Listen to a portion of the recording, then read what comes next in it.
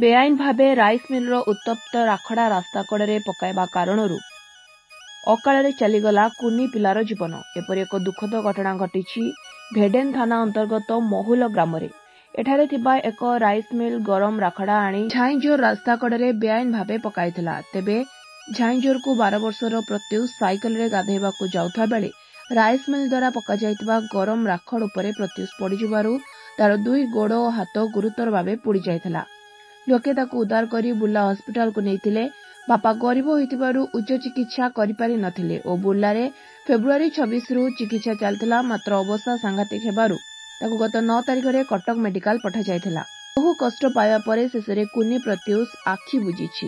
Rice mill ମାଲିକଙ୍କ ଅବହେଳା ଯୋଗୁଁ ଆଜି ଗରିବ ପରିବାରର ନିଷ୍ପାପ କୁନି ପ୍ରତ୍ୟୁଷଙ୍କ ଜୀବନ ଚାଲିଗଲା।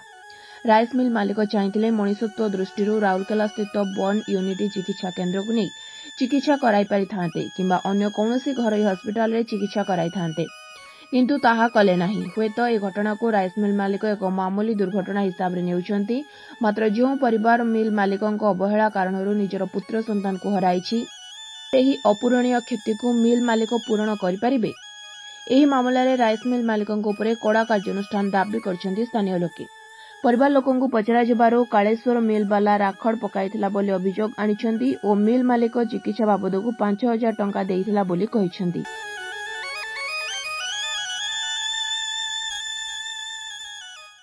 ବରଗଡ଼ରୁ ଆଲୋକ ସାହୁଙ୍କ ରିପୋର୍ଟ, ସ୍ୱତନ୍ତ୍ର ଓଡ଼ିଶା ଲାଇଭ୍।